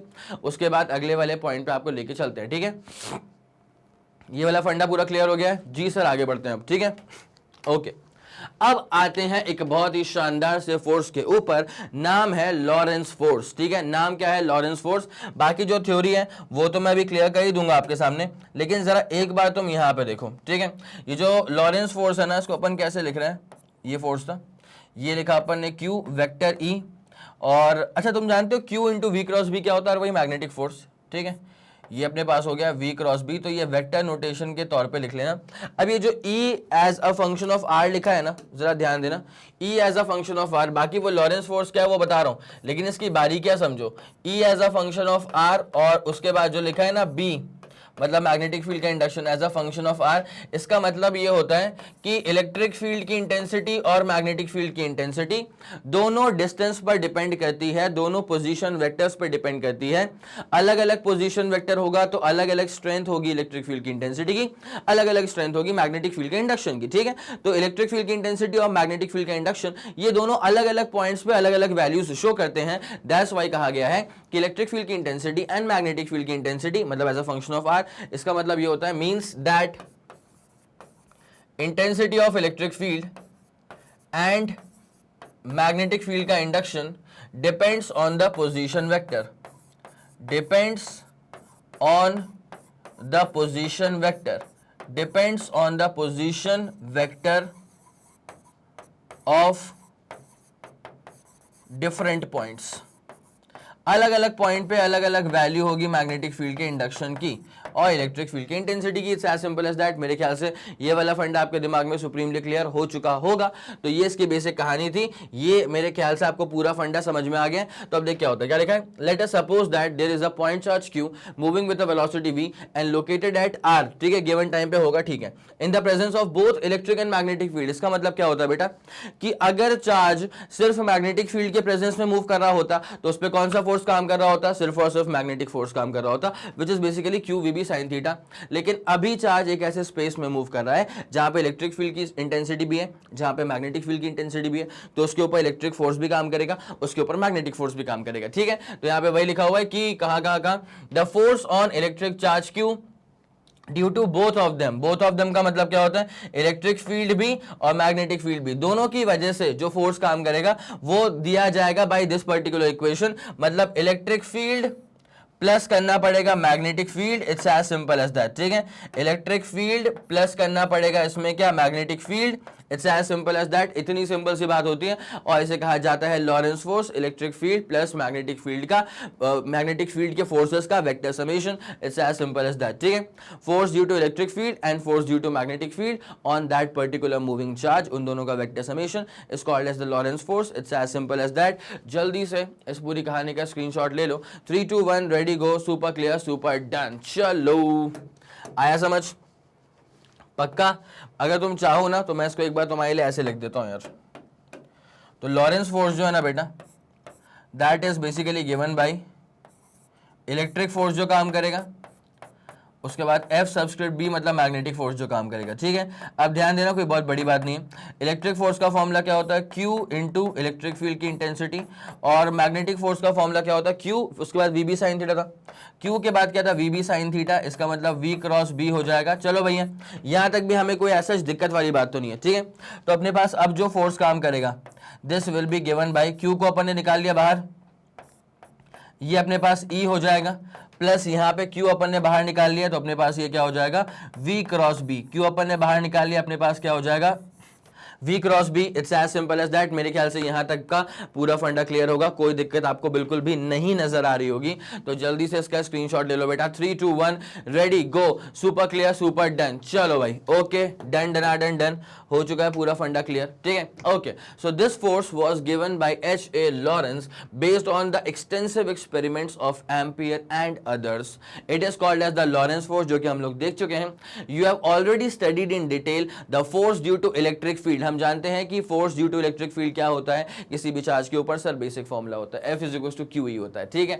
ओके, उसके बाद क्या है, if we look at the interaction with the magnetic field we find the following things, ठीक है। अगर हम बाकी ना, जब मैग्नेटिक फील्ड से इंटरैक्शन होगा ऐसे मूविंग चार्ज का, तो हमें कुछ चीजें समझ में आ गई थी। उसमें जो फर्स्ट पॉइंट है वो क्या लिखा है, it depends on Q V and B, obviously it depends on Q V and B। तो Q V B sin theta वाला जो बेसिक फॉर्मूला था, Q का मतलब charge of the particle, velocity है V और मैग्नेटिक फील्ड का induction है B।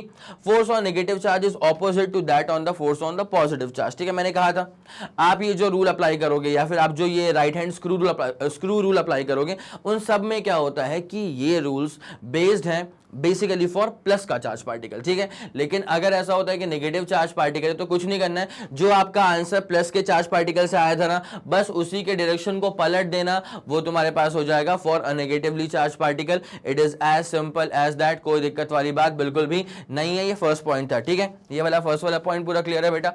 3 2 1 ready go, super clear, super done, ठीक है। चलें, उसके बाद क्या है, ध्यान देना, the magnetic force this much includes a vector product of velocity and magnetic field, जो कि बात बिल्कुल सही है। The vector product makes the force due to magnetic field vanish if velocity and magnetic fields are parallel और anti parallel. इसका मतलब क्या होता है भाई, हम समझ गए कि लॉरेंस फोर्स के अंदर इलेक्ट्रिक फोर्स और मैग्नेटिक फोर्स का समेशन है। अब मैग्नेटिक फोर्स की अगर आप बात करेंगे, अगर आप मैग्नेटिक फोर्स की बात करेंगे तो आप जानते हैं इसका फॉर्मूला क्या आ गया था, इसका फॉर्मूला आ गया सर QVB sin थीटा, ठीक है। नाउ अगर वेलोसिटी और मैग्नेटिक फील्ड, ठीक है, अगर ये पैरेलल बन जाए, ठीक है, अगर ये बन जाए पैरेलल, तो इसका मतलब है कि एंगल कितना हो जाएगा, 0, ठीक है। अगर एंगल 0 हो गया तो साइन 0 पुट करना पड़ेगा, साइन 0 क्या होता है, 0 हो जाता है, ठीक है। और if velocity and magnetic field का इंडक्शन बिकम्स एंटी पैरेलल, अगर ये दोनों बन जाते हैं एंटी पैरेलल, तो एंटी पैरेलल का मतलब क्या है, एक जा रहा है राइट में और उसके ऊपर एक जा रहा है लेफ्ट में, तो एंगल कितना बन जाएगा 180, तो देयरफॉर एंगल बिकम्स 180 डिग्री। और अगर एंगल 180 डिग्री बन जाएगा तो आप क्या करोगे, यहां पुट करोगे साइन 180, साइन टी की वैल्यू क्या आती है, साइन 180 की वैल्यू क्या आती है, फिर से जीरो आ जाएगी, तो फिर से आपका मैग्नेटिक फोर्स कितना हो जाएगा, zero. It's as simple as that, ठीक है। तो वही बात का जिक्र यहां पे था। उसके बाद क्या है, the magnetic force is zero if charge is not moving. मान ले जो चार्ज है, ठीक है, अगर वो चार्ज मूव ही नहीं कर रहा है तो मतलब वेलोसिटी क्या हो गई, जीरो हो गई, तो उसके कारण भी फोर्स क्या हो जाएगा, जीरो। और मैं एक बात तेरे को और बता दूं, देख होता क्या है, अगर वो चार्ज मूव ही नहीं करेगा तो करंट बनाएगा ही नहीं, और करंट बनेगा नहीं तो मैग्नेटिक फील्ड बनेगी ही नहीं। तो भैया अब रह गई सिर्फ बाहर की एक्सटर्नल मैग्नेटिक फील्ड, और अंदर की इंटरनल मैग्नेटिक फील्ड है ही नहीं, पैदा ही नहीं हुई, तो यहां पे इंटरेक्शन हो नहीं पाएगा और मैग्नेटिक फोर्स काम कर नहीं पाएगा। इसलिए यहां पे ये वाला पॉइंट नंबर 3 आपके सामने दिखा रहा है कि सिर्फ मूविंग चार्ज जो है ना वही मैग्नेटिक फोर्स को एक्सपीरियंस कर सकता है। अगर एक स्टैटिक चार्ज है, एक रुका हुआ चार्ज है, तो उस पर कोई मैग्नेटिक फोर्स नहीं लगता।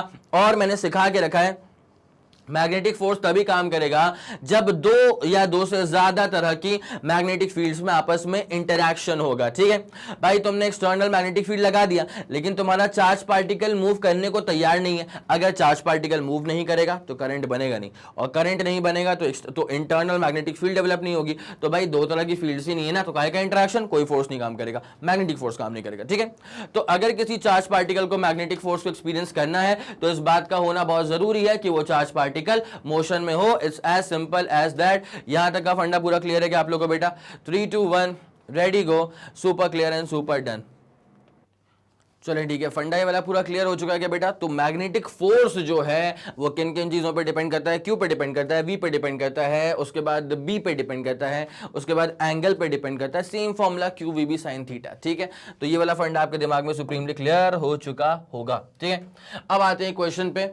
Find the z component of Lorentz force. Find the z component of Lorentz force. ये z component क्या होता है भाई साहब? फॉर एग्जाम्पल देखिए 2i कैप 3j कैप और 4k कैप लिखा हुआ है ना। i कैप का मतलब क्या होता है? Unit vector along the x axis. j cap unit vector along the y axis. k cap का मतलब क्या होता है? Unit vector along the z axis. अब देखिए यहाँ पे क्या होता है, x वाले के साथ में क्या लिखा हुआ है? 2 लिखा हुआ है। इसका मतलब 2 is the x component of velocity. Similarly 3 is the y component of velocity and 4 is the z component of velocity. It's as simple as that. ये इसका मतलब होता है, ठीक है। अब क्या है, find the z component of Lorentz force if a charge of 2 coulomb is thrown in a space with velocity this much so that the electric field की इंटेंसिटी और मैग्नेटिक फील्ड का इंडक्शन इस हिसाब से दे करके रखा हुआ है। आपको लॉरेंस फोर्स का z कंपोनेंट निकालना है। It's as simple as that. Basic formula base पूरी कहानी होने वाली है, ठीक है। जरा गौर करना अच्छे से बेटा। देख, अगर आपको लॉरेंस फोर्स निकालना है ना, बेसिकली ये क्या होता है, पहली बात तो Q को अपन बाहर निकालेंगे, ठीक है। देखो पहली बात तो क्या होता है, अपन जानते हैं कि ये electric force plus magnetic force का वेक्टर समेशन है। बोलो हाँ कि ना, ठीक है। अब देखिए यहां पे क्या होता है, Q को अपन ने बाहर निकाल लिया। अब देखिए यहां पे ये क्या हो जाएगा, E, और अंदर क्या आ जाएगा, V क्रॉस B, ठीक है। E आ जाएगा, उसके बाद क्या आ जाएगा बेटा, V cross B vector. It is as simple as that. यहां तक कोई दिक्कत वाली बात बिल्कुल भी नहीं होनी चाहिए। अब जो गिवन चीजें हैं भाई वो लिखना स्टार्ट कर दो। चार्ज की वैल्यू कितनी है, 2 कूलम, ठीक है। तो गिवन में चार्ज की वैल्यू कितनी है, 2 कूलम है, तो लिख लिया अपन ने 2 कूलम। बाकी अपन इसको यूज कर लेंगे, ठीक है। उसके बाद क्या हो रहा है बेटा, वेलोसिटी है 2 3 4 की। तो वेलोसिटी कितने की है, वेलोसिटी है 2 3 4, तो 2i कैप 3j कैप और फिर यहां पे आ जाएगा 4k कैप। कोई दिक्कत नहीं है। उसके बाद क्या है, इलेक्ट्रिक फील्ड की इंटेंसिटी और मैग्नेटिक फील्ड का इंडक्शन देके रखा हुआ है। तो इलेक्ट्रिक फील्ड की इंटेंसिटी है 5 6 7। इलेक्ट्रिक फील्ड की इंटेंसिटी है कितनी, 5 6 7। तो 5i कैप 6j कैप। भाई लोग आपका जो भी आंसर आ जाए वो जल्दी कमेंट सेक्शन में देना स्टार्ट कर देना, बिकॉज सिंपल क्वेश्चन है, ठीक है। अगर तुम एक दफा ना इस लॉजिक को यूज करोगे तो इवेंचुअली तुम पहुंच ही जाओगे। हल्का सा लंबा सवाल जरूर है लेकिन तुम पहुंच जाओगे। तो बस मुझे लॉरेंस फोर्स का चाहिए z कंपोनेंट। क्या बोलते हो, हट जाओ मैं स्क्रीन से एक बार, ठीक है बेटा। स्क्रीनशॉट ले लो इसका, ठीक है। करे अब मैं कर लूँ उसको, ठीक है, ओके सर। तो अब उसके बाद मैग्नेटिक फील्ड का इंडक्शन कितना गिवन है अपने पास, -2 -5 और प्लस का 4, ठीक है। तो मैग्नेटिक फील्ड का इंडक्शन गिवन है अपने को -2 -5 और प्लस का 4, ठीक है, -2 -5 -2 -5 और प्लस का 4 टेस्ला। अब यहां पे तुम्हें निकालना है z कंपोनेंट। क्या निकालना है? z component. ठीक है, अब जरा फोकस करना अच्छे से, आ जाओ भैया। तो पहली बात तो यार क्यू ई प्लस क्यू करना पड़ेगा वी क्रॉस बी। तो पहले अपन एक काम कर लें, वी क्रॉस बी निकाल लें, क्योंकि वी क्रॉस बी वाला लंबा काम होगा। ठीक है, वी क्रॉस बी वाला काम जो है वो लंबा होगा भाई, ध्यान देना अच्छे से। जब वी क्रॉस बी अपन करेंगे ना, तो ये क्या होगा, डिटर्मिनेंट बनाओ उसके लिए पहले। ठीक है, उसके बाद आई जे और के बनाओ, ये बाय डिफॉल्ट प्लस, ये बाय डिफॉल्ट माइनस, ये बाय डिफॉल्ट प्लस में चलेगा। ठीक है, अब उसके बाद देख क्या होगा, v क्रॉस b था तो v कर ले 2 3 4, तो v को अपन ने उठा लिया कितना 2 3 4, और b को उठा ले -2 -5, और यहाँ पे कितना है 4 है। ठीक है, अब देख v क्रॉस b तेरे पास में कितना आएगा भाई साहब। पहले आई कैप की बात करेंगे, पहले अपन बात करते हैं आई कैप की। तो कॉलम गया, इसका रो चला गया, आया समझ? आई कैप वाले का कॉलम गया, इसका रो चला गया। 3 4 करेंगे 12 आ जाएगा, माइनस ये करेंगे तो माइनस का 20 हो जाएगा, तो क्या हो जाएगा प्लस का 20। ये वाली बात क्लियर हो गई। फिर करेंगे अपन माइनस का जे कैप। ठीक है, कॉलम गया, इसका रो गया, तो 2 4 करेंगे तो 8 आ जाएगा, माइनस, सुनना मेरी बात को अच्छे से इत्मीनान से, माइनस का जे कैप, तो 2 4 8 हो जाएगा, माइनस ऑफ -8 मतलब प्लस का 8। बढ़िया, और फिर के कैप करेंगे। ठीक है, के कैप तो प्लस में ही रहेगा, तो 2 इंटू -5 करेंगे तो माइनस का 10 हो जाएगा, फिर माइनस करूंगा दोनों का प्रोडक्ट, तो माइनस का 6 मतलब प्लस का 6। ठीक है, इतनी पूरी बात आप लोग को समझ में आ गई है मेरे ख्याल से।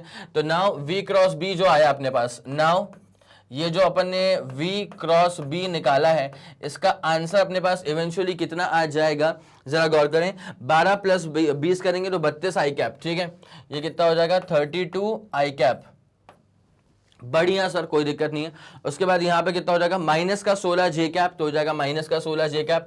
ठीक है भैया, माइनस का 16 जे कैप, और के कैप कितना है -10 प्लस 6 मतलब माइनस का 4 के कैप। ठीक है, ये हो जाएगा माइनस का 4 के कैप। ये तो हमारे पास में आ चुका है वी क्रॉस बी। ठीक है, नाउ जैसे कि आप जानते हैं कि लॉरेंस फोर्स जो होता है, वो लॉरेंस फोर्स में क्या होता है क्यू, और उसके बाद फिर अंदर क्या हो जाएगा ई, प्लस ये क्या हो जाएगा v क्रॉस b। ठीक है, अंदर क्या हो जाएगा e, और प्लस क्या हो जाएगा v cross b। This is basically the Lorentz force. ठीक है भाई साहब, q की वैल्यू कितनी है, q की वैल्यू है 2 कूलम, तो अपन ने 2 लिख दिया। ठीक है, उसके बाद e, जरा e उचकाओ बेटा, e कितना है 5 6 7, e कितना है 5 6 7, और v क्रॉस b कितना है अपने पास में, तो v क्रॉस b कितना है 32 -16, तो अपने पास कितना हो जाएगा 32 -16, और ये कितना हो जाएगा माइनस का 4 के cap. It's as simple as that. मेरे ख्याल से यहां तक का फंडा पूरा क्लियर हो चुका होगा। ठीक है, तो अपने पास अब जो लॉरेंस फोर्स आ रहा है ना, वो देख क्या हो जाएगा, 2 को रखा, उसके बाद 5 और 32 को अपन ऐड करेंगे 37। उसके बाद भाई साहब सही लिखा है ना, पूरा बिल्कुल सही लिखा है सर। और अपने पास ई तो प्लस में था ना 5 6 7, ठीक है। उसके बाद जरा जे वाला करना, तो -16 प्लस 6 करेंगे तो माइनस का 10 हो जाएगा। सही जा रहा हूं, -16 प्लस का 6 करेंगे तो माइनस का 10 हो जाएगा। उसके बाद 7 -4 करेंगे तो 3 हो जाएगा, 3 के कैप। ये अपने पास, अच्छा एक काम करो ना यार, अब ये 2 को अंदर मल्टीप्लाई कर दो, कोई दिक्कत नहीं है। तो ये अपने पास कितना हो जाएगा 74। सही जा रहा हूं ना बेटा, 35 70, हाँ 74। ठीक है, तो 74 आई कैप, बस खत्म हो गया। उसके बाद कितना है माइनस का 20 जे कैप, और उसके बाद कितना है तुम्हारे पास में, ये 2 3 कितना हो जाएगा 6 के कैप। भाई तुम भी जानते हो ये 74 is the X component, -20 is the Y component, and 6 is the Z component. तो अपन लिख सकते हैं कि therefore Z component of Lorentz force, therefore अपन क्या लिख सकते हैं कि जेड कंपोनेंट ऑफ, देयरफॉर अपन क्या लिख सकते हैं कि therefore the Z component of Lorentz force is 6 newton. Z component of Lorentz force is 6 newton. It's as simple as that, कोई दिक्कत वाली बात नहीं है। तो ये आपका हो चुका है पूरा डन। मैं यहाँ पे सेपरेशन डाल देता हूँ ताकि आप लोग इत्मीनान से नोट कर सकें इस चीज़ को, इत्मीनान से नोट कर सकें इस चीज़ को। हटो रे सेपरेशन, चलो बढ़िया बेटा, कोई दिक्कत वाली बात नहीं है। जल्दी इसका स्क्रीनशॉट लेना, ठीक है, जल्दी से जल्दी इसका स्क्रीनशॉट लेना। 3 2 1 ready go, super clear super done. चलें सर, हो गया।